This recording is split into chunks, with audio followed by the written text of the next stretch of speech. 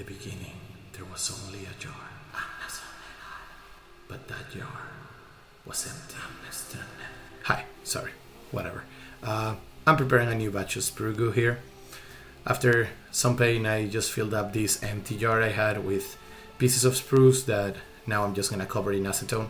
I'm doing this late at night because, I gotta let it set for a little while.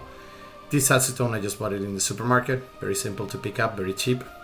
And after you add it in, you just want to cover the plastic that you put.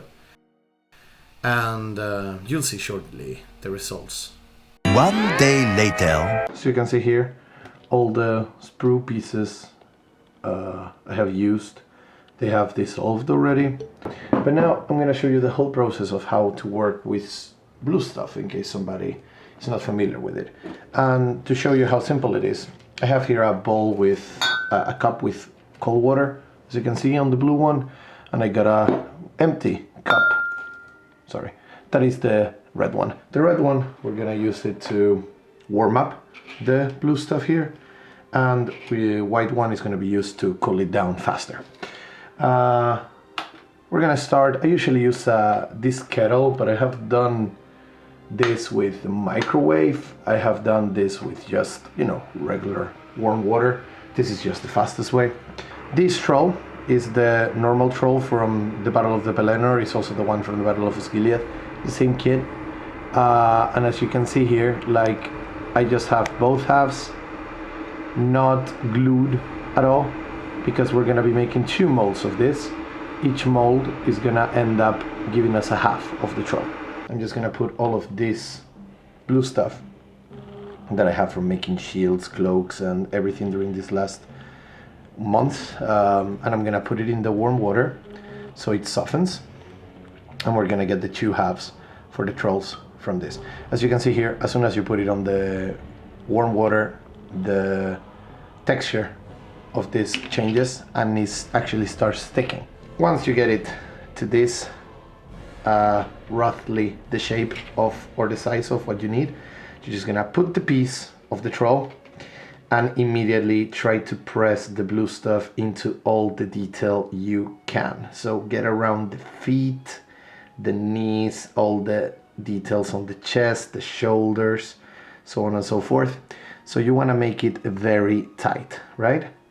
As tight as we can, without keeping any other pieces locked in the mold. So once I'm happy with how the coverage of the blue stuff is, I can just dip it into the cold water to set. And while that sets, I can work into the other piece. So we take this other half, we open it up, there, and immediately we take the back of the troll and we start pressing into all the details. Okay, and now that the second piece went in, the first one can actually come out. It's gonna be very simple. You just peel it off. As you can see, it's very flexible, and it allows you to remove your original piece. So there, as you can see here, you get a perfect cast of the body, and all the detail is picked up perfectly. It's actually much better than the first mold I made. We go in with our Sprue goo, right? To get it out, very simple, just take whatever, you can use a spoon. Just don't use something plastic because the goo is gonna start sticking to it and it can be difficult to handle. Right at the beginning after it comes out, it's a bit sticky, but it does, as the acetone evaporates, it becomes less sticky. And then I use it with my hands. The only thing I do after is that I wash them and I'm good, So what I'm doing here is that I'm gonna be taking these parts. I'm gonna take some pieces, keep the rest covered while I'm working. And this piece here, I'm just gonna try to use it on this. It's too much glue that I have used. So I'm just gonna take it and open it up, put it into the mold. And once it gets into the mold, it's just a matter of pushing it around and trying to get it not very thick, because then you have to peel it off and you have to clean up a lot. This is what happened the first time I recasted it. So now I'm gonna have to probably wait a couple days for this to set. I don't know exactly how much. Every day or after a couple days probably I will just take these pieces of the troll and peel off a little bit of it and see how it's curing on the inside, because this part is going to be exposed, it's going to cure faster. It's the inside that is the hardest part. But yeah, after 2-3 days I'm going to start checking out, which I'm going to have to wait. But to you, thanks to the power of addition, I'm going to remove my Mordor troll halves from the molds. As you can see here, as you let them dry, they come out pretty easy. And there you see the recasted Sprue goo part. This is the other half. Let's see how the toes are usually a problem. Yeah, the toes in this one didn't work out, but I'm gonna cover it with basing. Still, the detail is pretty good. It's gonna be fixed with the armor plates and stuff as well. So now I have this one and I have this one. I have made two. The problem is that, as you can see here, the halves don't fit perfectly. So what I'm gonna do now is to take my tweezers and my hobby knife and clean up as much excess as I have on the area on the area of the back. And once I have it done, I'll come back and show you the whole assembly process. And into that assembly we go. This process is pretty simple, pretty straightforward. The most important part in this to get these pieces clean and ready. They're not gonna be perfect, they're not gonna be a perfect fit, but at least you want some pieces that you can work with and that they somewhat fit together without any huge gaps or so. Some of those you're gonna be able to fix with the adding of more Sprue goo and some sculpting. The easiest way I found it is to just take out some Sprue goo, as I showed you before, with a tool, and then just fill up the gaps, mostly with my fingers.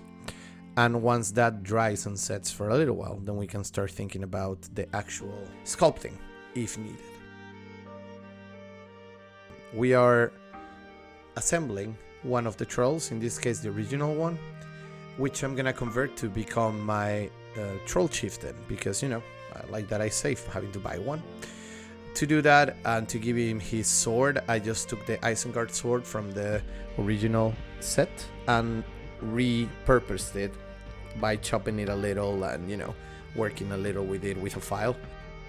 And also with some green stuff to sculpt on the head to give it a bit more detail, resembling the actual troll chieftain. I know it's not exactly the same way, but I think it's close enough that it could be recognizable.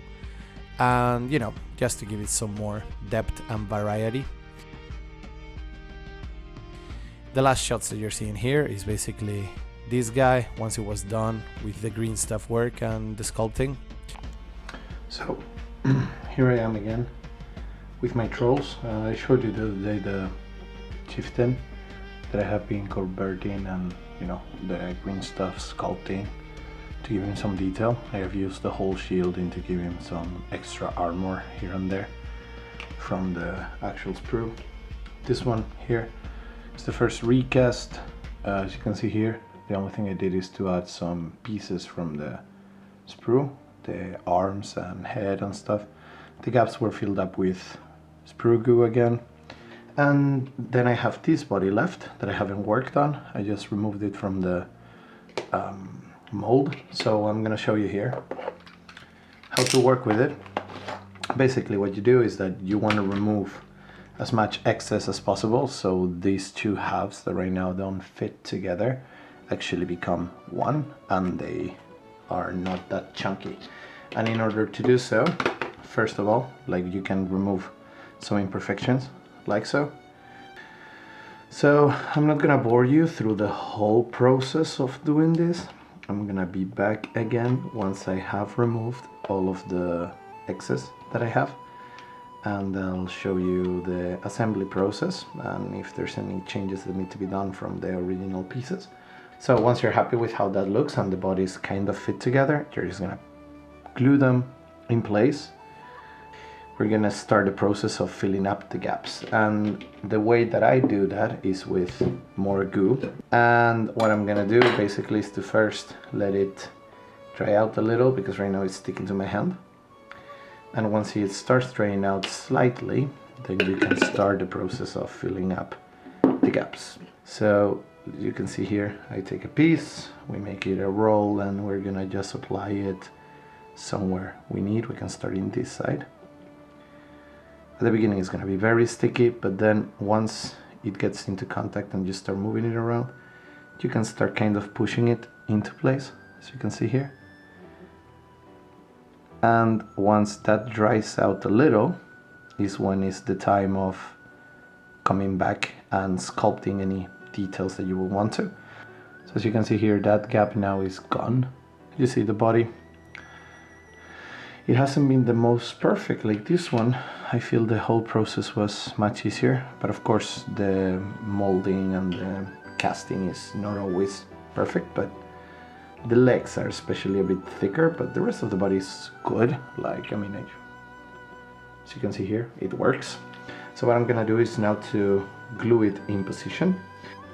Now the body, as you can see here, is in position, and we can start working and thinking into how to mount the rest of components, the arms, the head, and so on and so forth. And here is the final result of the whole project. So now with basically 2 kits, I got 6 trolls, as you can see here. In this new batch, as I just showed you, made a chieftain and 2 normal Mordor trolls. And in the other set that you should be seeing on the screen as well, I just made a drummer and a couple more fighting trolls. So I think, I mean, who doesn't like to have 6 trolls available for whatever can happen? But yeah, I think I'm gonna be pretty done in this regard. At least I leave you guys with this tutorial. Let me know if you are gonna attempt to do this or other projects following this method. Thank you guys for watching, and yeah, let me know if you have any more ideas of things I could do on the channel. I'll be happy to hear from you. I'll leave it here. Cheers.